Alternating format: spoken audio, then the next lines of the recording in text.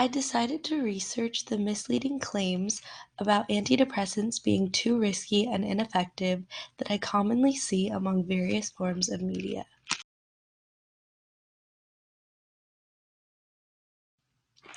I often see posts on social media and various articles that claim that there are gentler forms of antidepressants. These can include, but are not limited to, face-to-face socializing, sleeping, finding hobbies, going outside, and simply having fun with friends.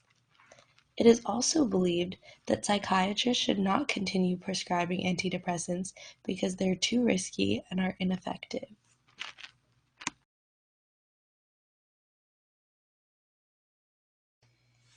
It is commonly believed that antidepressants are risky for pregnant women and their unborn children. One study examined 21 meta-analyses from the past 3 years on antidepressant use during pregnancy in order to help pregnant women to make better informed decisions. They found that while they're not all completely free of risk, neither is any medicine taken during pregnancy.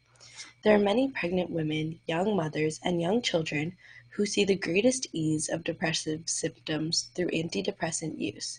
The study gathered enough evidence to conclude that the use of antidepressants is favorable to continuing to expose a mother or child to depressive illness.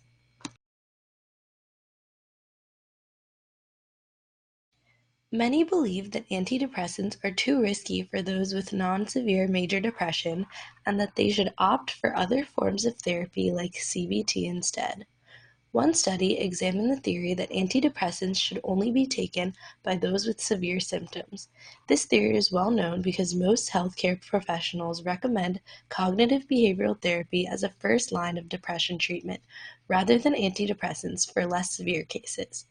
It was found that specific subtypes of depression may respond differently to medication than others, but even those with very mild depressive illness can benefit from the use of antidepressants. Just like mild pain can be treated with painkillers, mild depression can be treated with antidepressants. There are no increased risks of the medication due to a lower severity of symptoms. Another study analyzed the effect of adding antidepressant treatments after cognitive behavioral treatment in order to reduce ongoing symptoms. 112 patients experienced 12 weeks of a single treatment of CBT before entering combination therapy and being studied for 12 additional weeks. The results found that the addition of antidepressants was effective in patients who experienced residual symptoms after 12 weeks of only CBT. Patients who did not respond to CBT at all or were not fully treated by it benefited greatly from using antidepressants.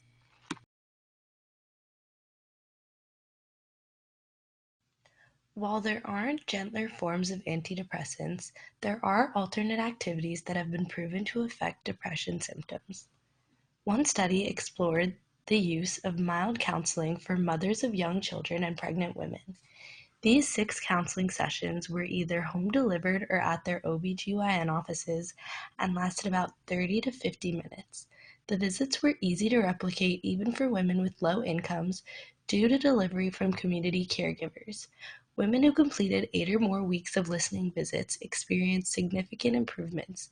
Their mood improvements were not only sustained but increased even more after the 8-week period.